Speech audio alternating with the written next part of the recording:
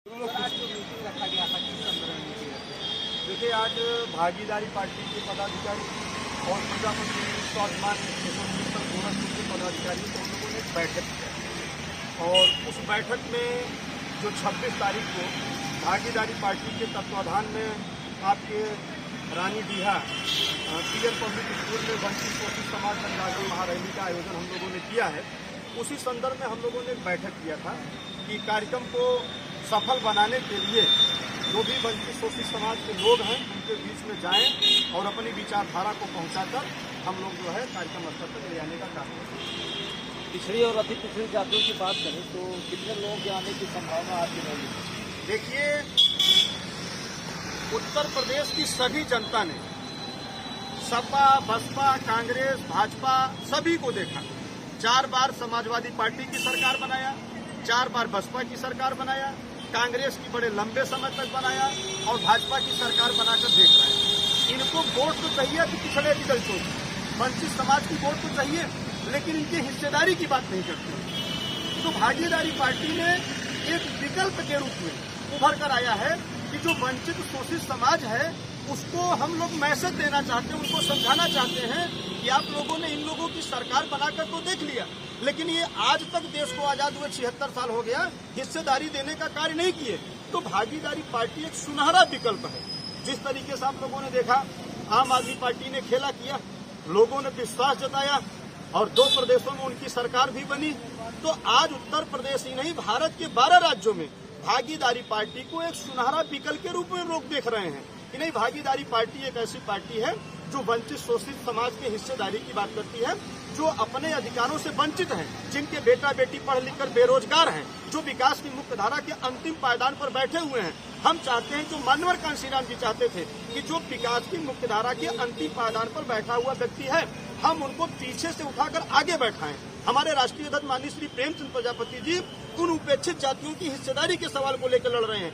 नट का बेटा, मुसहर का बेटा, कुंजड़ा का बेटा, डोम का बेटा, धईकार का बेटा, पाल प्रजापति बिंद का बेटा, जो पढ़ लिख कर बेरोजगार घूम रहे हैं, जिनका मास्टर बाबू, डॉक्टर चपरासी, लेखपाल, सिपाही, दरोगा देखने को नहीं मिलता है, हम उनकी हिस्सेदारी के लिए लड़ रहे हैं। अब जैसे बात कर दिया जाए गोरखपुर को, आप इसी गोरखपुर मंडल को ले लीजिए, चले जाइए मंडलों में, तहसीलों पर, मुख्यालयों पर, ब्लॉकों में, स्वास्थ्य विभाग पर, थाने चौकी पर, वहां देखिए पाल प्रजापति बिंद, केवट मल्लाह, इनके बेटा कहीं सिपाही दिखते हैं, कहीं इक्का दुक्का दिखते हैं, और भी तब दिखते हैं जो अपने योग्यता के दम पर पढ़ लिख कर वहां तक पहुंचने का काम किए हैं। 27% का जो आरक्षण दिया गया मंडल कमीशन द्वारा, उसका फायदा इनको कहाँ मिलता है? आप चले जाओ सुप्रीम कोर्ट में, चले जाओ, वहां देखो कि कितने अति पिछड़ी जाति के आपको जज मिलते हैं। पिछड़ी जाति की बात, पिछड़ों की तो बात छोड़ दीजिए, आप चले जाओ यूनिवर्सिटियों में, चले जाओ, देखो professor, assistant professor, additional professor इस जाति के लोग मिलते हैं? नहीं मिलते हैं, कहीं भी नहीं मिलते हैं। तो जो 27% ओबीसी का आरक्षण दिया गया, उसका भी फायदा हम लोगों को नहीं मिल रहा है। आप बताओ, यही अनुदेशकों की लड़ाई लड़ रहे हैं बेचारे, एक समान तो एक वेतन क्यों नहीं दे रहे हैं भाई? कार्य तो ले रहे हो उनसे आप, लेकिन उनका मानदेय नहीं दे रहे हो, उचित वेतन नहीं दे रहे हो। 69,000 शिक्षक भर्ती में आप लोगों ने देखा, भारतीय जनता पार्टी में तमाम पिछड़ी जाति के बड़े नेता, वो चाहे केशव प्रसाद मौर्य जी हो, उस समय स्वामी प्रसाद मौर्य जी भी साथ में थे, वो चाहे स्वतंत्र देव जी हो, 69,000 शिक्षक भर्ती में 5,844 पद पिछड़ों का भारतीय जनता पार्टी ने खा लिया, लेकिन एक भी पिछड़ी जाति का नेता बोलने को तैयार नहीं है, कोई नेता बोलने को तैयार नहीं है। इनकी वोट तो चाहिए, लेकिन हिस्सेदारी नहीं चाहिए। जाति जनगणना के बारे में भागीदारी पार्टी का क्या विचार है? देखिए, जाति जनगणना की लड़ाई मैं आज के पिछले 10 साल से लड़ रहा हूँ। जब समाजवादी पार्टी की प्रदेश में सरकार थी, बसपा की सरकार थी, इन लोगों ने जातिवार जनगणना की बात नहीं करते थे। जब क्षेत्रीय दलों ने, भागीदारी पार्टी ने जातिवार जनगणना की आवाज को जब बुलंद किया, तो इनको देखकर आज बड़े दल भी जातिवार जनगणना की बात करने लगे। अखिलेश यादव जी की सरकार जब थी, वो कभी जातिवार जनगणना के पक्षधर थे?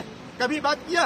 नहीं किया। लेकिन जब भागीदारी पार्टी ने इसकी आवाज उठानी शुरू कर दिया कि जिसकी जितनी संख्या भारी उसकी उतनी हिस्सेदारी, आज प्रदेश में जातिवार जनगणना करा दिया जाए और जातियों की संख्या पता चल जाए कि कौन जाति की कितनी अनुपात है, किस संख्या में रहते हैं, तो जितनी भी पार्टियां हैं, ये पार्टियां उनकी भी हिस्सेदारी देने का कार्य करने लगेगी। जैसे इस गोरखपुर में 1,48,000 गोरखपुर लोकसभा में कुम्हारों की वोट है, लेकिन हमारी कोई गणना नहीं है।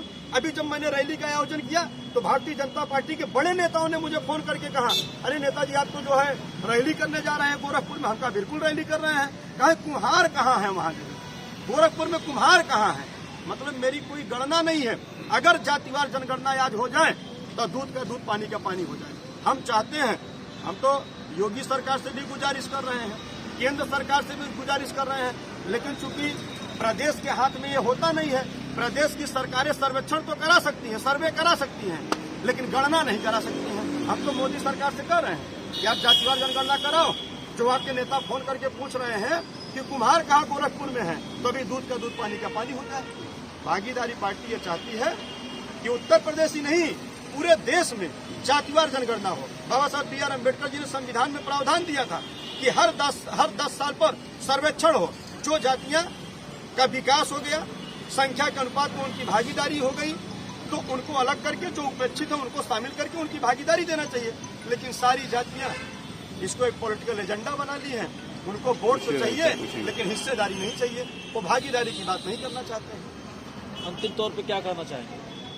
हम आप लोगों के माध्यम से इस गोरखपुर की जनता से मैं अपील करना चाहता हूं कि भागीदारी पार्टी एक सुनहरा विकल्प के रूप में आप लोगों के बीच में आई है और 26 नवंबर को रानीडीहा पीएन पब्लिक स्कूल में वंचित शोषित जन जागरण महारैली का आयोजन हम लोगों ने किया है। और सब लोग आइए, हम सभी लोग मिलकर अपनी लड़ाई स्वयं लड़ते हैं, क्योंकि ये बड़ी पार्टियां हमारी आपकी हिस्सेदारी नहीं देना चाहती हैं। इसलिए आज जरूरत है कि हमको घर घर से निकलकर अपनी लड़ाई स्वयं लड़ने की जरूरत है। भागीदारी पार्टी प्रेमचंद प्रजापति जिंदाबाद जिंदाबाद, भागीदारी पार्टी प्रेमचंद प्रजापति जिंदाबाद जिंदाबाद, भागीदारी पार्टी प्रेमचंद प्रजापति जिंदाबाद जिंदाबाद, भागीदारी पार्टी महेश चंद्रा जिंदाबाद जिंदाबाद, भागीदारी पार्टी महेश चंद्रा जिंदाबाद जिंदाबाद, भागीदारी पार्टी श्री शंकर प्रजापति जिंदाबाद जिंदाबाद, भागीदारी पार्टी श्री शंकर प्रजापति जिंदाबाद।